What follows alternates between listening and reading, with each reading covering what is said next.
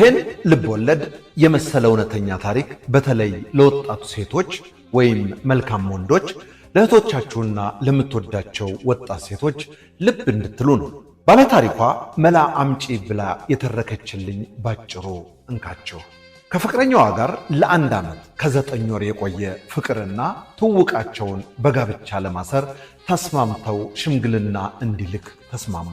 የዘመናችን ሽምግልና ትንሽ መልኩን ቀይሯል አይደል? ያው ተጋቢዎች ወስነው ስለሚላክ አጽድቀናል ለማለት ደግሶ ለመገባበዝ ነው።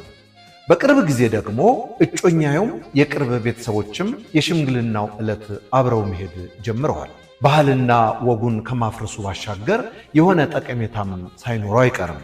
የባለ ታሪኳ እጮኛም ከሽማግሌዎች ጋር ተቀላቅሎ ከሄደ በኋላ ከሚዜዎች ጋር ውጭ እንዲቆይ ተደረገ። ዋናዎቹ ሽማግሌዎች የመጡበትን አስረድተው እሽታ ካገኙ በኋላ ለግብዣውና ለትውውቅ እጮኝየው ከጓደኞቹ ጋር እንዲገቡ ተጋበዙ። ይህን ነው ጉዱ። እንግዲህ የሙሽሪት አክስት ወይም የአባቷ ታናሽ እህት ሙሽራውን ስታየው ክፉኛ ደነገጠች። ከተቀመጠችበት ተነስታም ወደ መታጠቢያ ቤት ገብታ ቆልፋ ቁጭ አለች። ይህንን ያስተዋለች የልጅት እናት ብቻ ነበረች። ተከትላት ሄዳ ሁኔታውን ብትጠይቃትም ትንሽ አመመኝ ከማለት በስተቀር ምንም አልተናገረችም። ድግሱም ተጠናቆ ሰርጉ ከ3 ወር በኋላ እንደሚሆን ተቆርጦ ተሰነባበቱ። እናት የከነከናት ነገር አላስተኛ ስላላት ልጇን ቀስ ብላ ከአክስቷ ጋር እንድታወራ ትልካታለች። ልጅትና አክስት ቤተ ክርስቲያን ሄደው ካበቁ በኋላ አክስት የምታውቀውን ነገር ለመናገር ብዙ ብታቅማማም ለእናቷም ሆነ ለአባቷ እንዳትተነፍስ አድርጋ አስምላ አፈረጠችው። አክስት ከሙሽራው ጋር ግንኙነት ነበራቸው። ግንኙነቱ ዘለቅ ያለ ሲሆን የአንድ ልጇ አባት ነው። እንዳረገዘችለት ስትነግረው አስወጪው፣ ምርጫሽ መውለድ ከሆነ ግን ልጁ በእኔ ስም እንዲጠራ አልፈቅድልሽም ብሏት ጥሏት ጠፍቷል። ከዚህ ሰውዬ የተወለደው የ4 ዓመት ልጅ የሚካኤል ዕለት ክርስትና ከተነሳ በኋላ የተሰጠው የአባትና የአያት ስም ቅዱስ ሚካኤል ሆነ። ሽምግልና የላከው ልጅት ይህንን ታሪኳን የነገረችኝ አንቺ ብትሆኚ ወይንም እኔ እህትሽ ብሆን የምታደርጊውን ንገሪኝ በማለት ምክሬን ፈልጋ ስለነበር 2 ቀን ሙሉ እንቅልፍ አልወሰደኝም።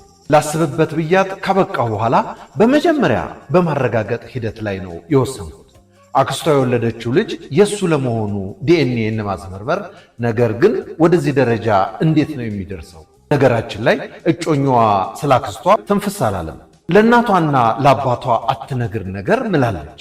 ሰርጓ ይከናወን ነገር ነገ የምትወልዳቸው ልጆች ያክስቷ ልጅ እህትና ወንድም ሊሆኑ ነው።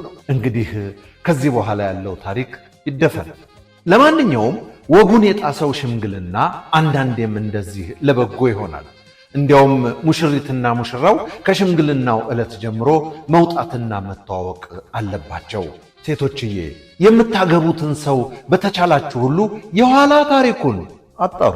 ጓደኛ የነበረው ወይም የወለደ ሰው ለትዳር አይሆንም እያልኩ አይደለም፣ ልብ በሉ።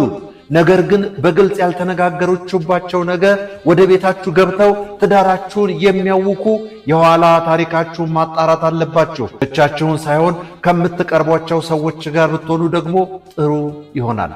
እናንተም ነገ ትዳሩን የሚረብሽ የኋላ ታሪክ ካላችሁ እውነቱን መናገር ይኖርባችኋል። ከእንደዚህ ያለው ግን ይሰውራችሁ።